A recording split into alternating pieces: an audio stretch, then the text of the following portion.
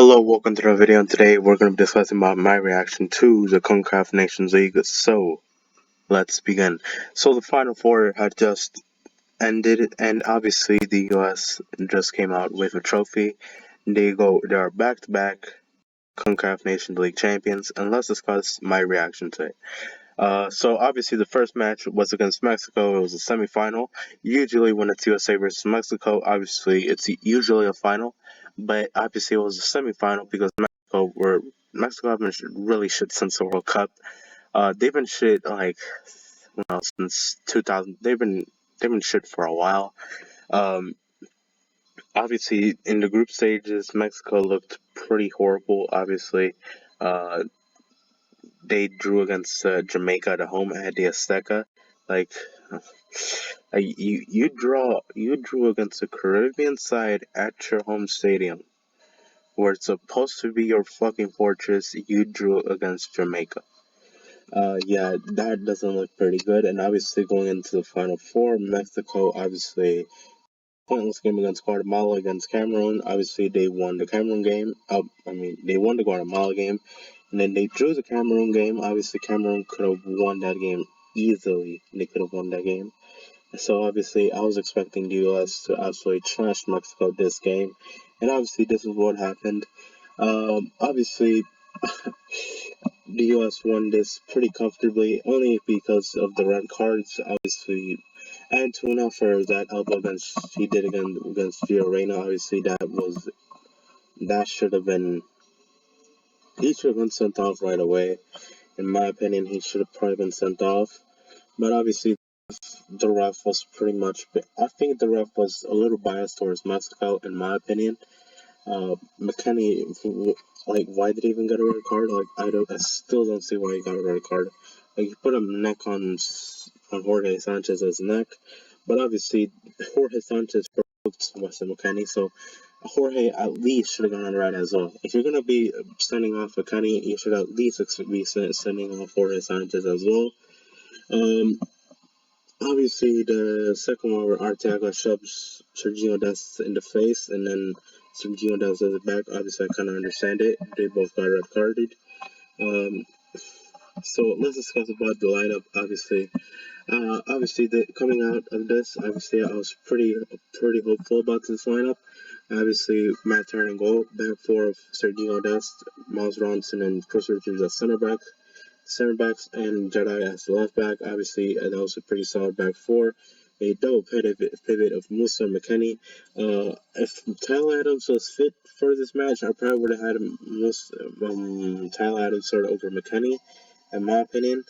I think like this game would have been a whole lot more lopsided if Tyler Adams would have been there. Obviously Tim Ream, obviously if he was fit, I would have started him over Miles Ronson in the Chris Richards center back partnership. Obviously this is what I'm expecting for this cycle. Obviously if Tim Ream can maintain his form in the Premier League, obviously I would be starting Tim Ream. But we have to look on as well on his age as well. I do not know if Tim Ream can maintain this form for that long, but obviously if he can, obviously I would start him. The front four of Gio Reyna to 10 with Tim Moyle and Christian Pulisic as wingers, and obviously with Falo Balogun as the striker. Falo Balogun didn't score, but obviously I think he looked pretty decent in this game with link-up play. And obviously he provoked the red card from Montez. Obviously he didn't do anything bad. Obviously he just took away the ball pretty easily from Montez, and obviously Montez decided to react like a little bitch. Like Mexico really reacted like a little bitch because they were losing so bad this game. Like, it was embarrassing. Obviously, uh,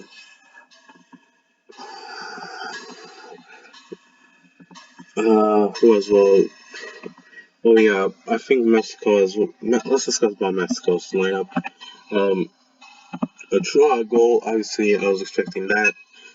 Center backs, Guzman, Montez, and Israel Reyes. The back three was absolutely horrendous. A lot of people were saying, "Oh, you should have started Johan Vasquez." If they would have started Johan Vasquez, I don't think he would have gotten that much better. I don't think none of those three center backs would have caught up to the USMNT's attackers. Like on the counter, the US was just rolling through Mexico. Israel Reyes actually got dominated in this game versus Sanchez and Gallardo. Gallardo, like I do not understand this. Like, why would you play Gallardo against Samoa? Obviously, you already saw what happened in the World Cup qualifier back in Cincinnati. Samoa absolutely dominated and dusted Jesus Gallardo. Absolutely toyed with him. What are you going to be expecting now? Like, what else? What difference do you think is going to be happening this time around? Obviously, Tim was absolutely toying around with his Gallardo. Jorge Sanchez, obviously, he had a pretty decent game against Christian Pulisic at the Azteca, but this game, Jorge Sanchez looked absolutely terrible. He looked lost out there, and obviously he couldn't. Edson Alvarez did like a he did a horrendous pass to Jorge Sanchez. Jorge Sanchez cannot control the ball for shit, and obviously Christian Pulisic scores the goal. Obviously, that was like, why would you even do that pass in the first place? Midfield, Luis Chavez. Lots of Mexican fans obviously were overhyping him for scoring that goal against Saudi Arabia. Like one free kick goal, and you already think this guy is David Beckham type shit. Like fucking get some fucking glasses. Like get some glasses. If you think he's this David Beckham. Uh, Edson Alvarez, obviously, he didn't have that huge game. With Mexico, we're going to do the shit. He needed to have a huge game, and Edson Alvarez didn't. Uriel Antuna, obviously, can't control ball for shit. Henry Martin, absolutely invisible. I forgot this man even played. Pineda, what did he even do the entire game? Santi Jimenez, obviously, if he would have started, what difference would it have made? If there was no service. Uh, Obviously, the subs for Mexico were absolutely terrible.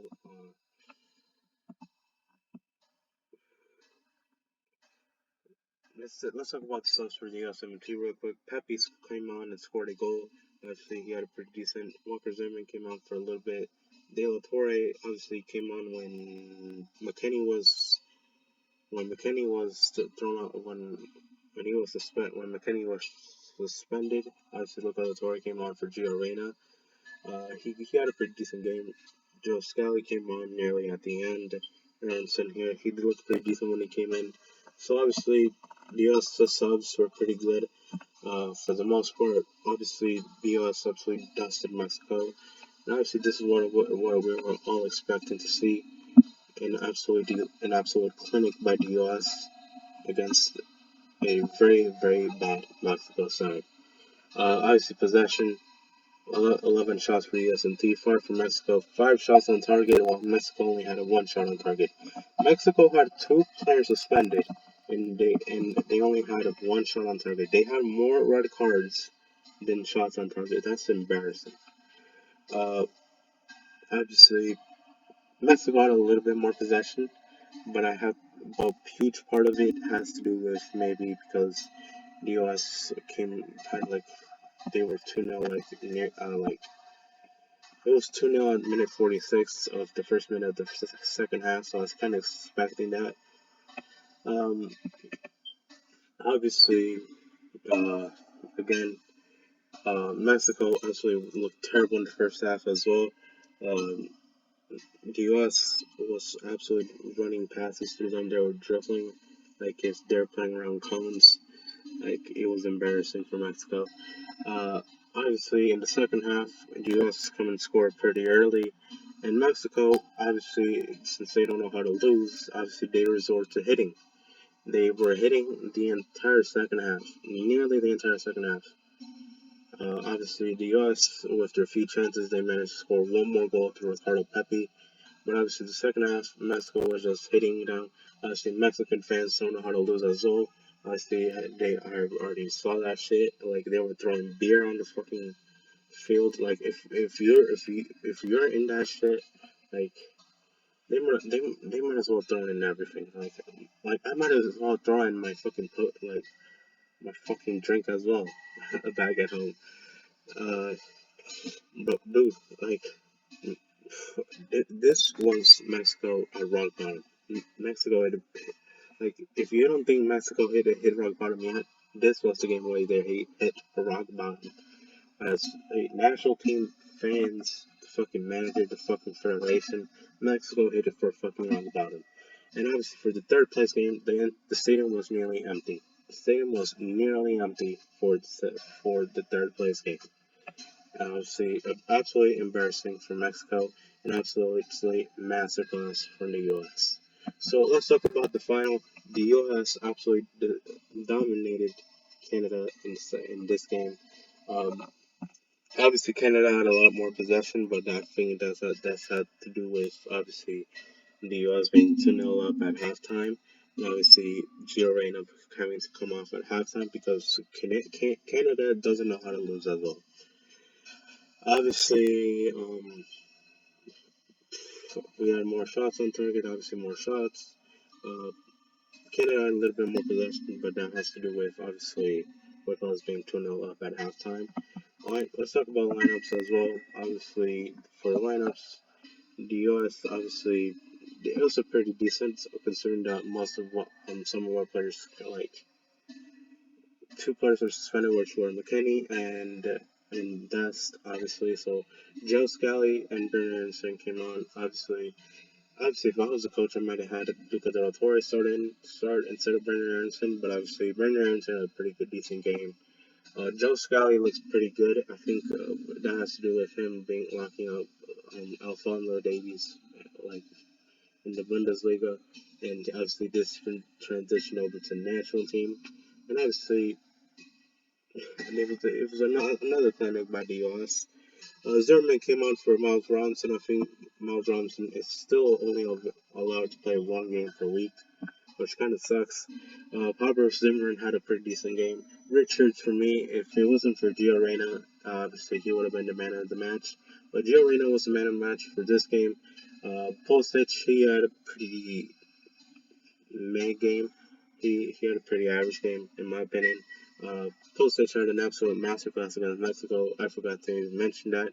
Mexico's new father obviously had a brace against them, but in this game, I think he took it a little bit. He decided to relax a bit. Tim, obviously, he had a pretty decent game as well. Nothing special like the Mexico game. Florian Balogun actually was absolutely amazing in this game. He scored a goal. Obviously, he had some chances. I thought that game where he got hit in the head. I think that was a penalty. I don't know if it was offside, but if it wasn't offside, I think that was certainly a penalty. But who knows? Gio Reyna, absolute masterclass from him in the first half. Absolutely amazing. He was like this dude was just dribbling and passing around the ball around. He was amazing. Musa, absolutely pretty great performance from Musa in this game. He was pretty amazing. Um, Jedi, absolutely, he was covering up. Obviously, offensively, he didn't. It wasn't like the last game, but obviously for this game, obviously defensively, Musa was amazing. He was locking up Richie Larea. Obviously, Alfonso Davies in the first half, I think he was switching. He switched sides with Larea. Obviously, that didn't do much of a difference. Uh, absolute masterclass from the U.S. Matt Turner obviously came up clutch with some saves. Obviously, subs. Obviously, you had Johnny Cardoso come on, Luca Daltori, Ricardo Pepe, and Austin Trusty. I think if I was the coach, I probably would have done those same subs. I think it's kind of understandable. BJ Callahan, absolutely amazing coach, by the way. Obviously, he was the foreign interim coach. He was the third coach, so obviously the U.S. won this with a third string coach, and they still won pretty comfortably. Imagine what they can do with a full time coach. I see Greg Berhalter's coming on pretty soon, so obviously I hope he keeps the 4-2-3-1. Hopefully he doesn't come back to the 4-3-3 because obviously if he does that, it might be bad if he decides to come back to the 4-3-3. Hopefully we keep this formation. I think this is the formation that the US should use because it maximizes or attack. Obviously, but fully fit. Obviously, I think it can do wonders. I'll just say that. Canada. Let's talk about this. Canada, obviously, they had a Milan Borjan. Milan Borjan looked old in this game. Like, flying back and nearly stole the ball away from him. Obviously, if that would have happened, that would have been a disaster. Back three, Alistair Johnson, Kennedy, and Miller. Obviously, Canada's attack is amazing. Like, I think Canada's attack is the best in CONCACAF, but their back line is so horrendous. Like, Alistair Johnson has to be a center back. Like, he has to be a center back because obviously they don't have center backs. Uh, Lorel was actually locked up. Obviously, Kone, he had his moments, but obviously he didn't do much this game. Stalkio, not much from him today. Obviously, Osorio obviously was absolutely invisible. Alfonso Davies, he got locked up by Joe Scully the entire game. Laren and Jonathan David, they had their chances, but they were really, really wasteful with them. Obviously, the U.S. ran another clinic in this game, and obviously, CONCACAF is way too much. It's way too bad of a confederation for the U.S. I think it's great that they're playing the Copa America next year because obviously playing a bunch of CONCACAF matches, obviously, if you do enough of them, obviously it's gonna get boring. Obviously, with this team that they can field in the Nations League, it's gonna be one sided. Most like with if we use this formation with these players for the next who knows how many years, obviously the US is gonna be winning as many Nations Leagues as they want. Gold Cup obviously with the Gold Cups coming up, and obviously the US is going to be using an alternative roster. I haven't seen a roster for Canada. Mexico's pretty much going to use their same Nations League roster. Uh, I think if Canada bring their A roster, their Nations League roster to the Gold Cup, I think that makes Canada the favorites for the Gold Cup. I don't think this Mexico side, like Canada, is a little bit better than Mexico. I think with talents up top, they have Alphonse Davies, David, Laren, obviously. Tatum Buchanan, obviously off the bench. Obviously, if they decide to bench Laurel, which I think they should, and obviously with players like Asaki Kone, obviously I think Canada is better than Mexico than this Mexico side. So obviously for me, obviously I think Canada is if they bring the Nations League roster to the Gold Cup, I think that makes them the favorites. However, anything can happen. Obviously we brought a C roster the other time, and obviously look what happened. We were Gold Cup champions. So obviously hopefully this Gold Cup roster is enough for us to at least go back to back Gold Cup champions. So hopefully we we defend our titles properly. So I'm gonna be having a Gold Cup roster review. So yeah, thank you guys for watching. See you guys in the next video. Goodbye.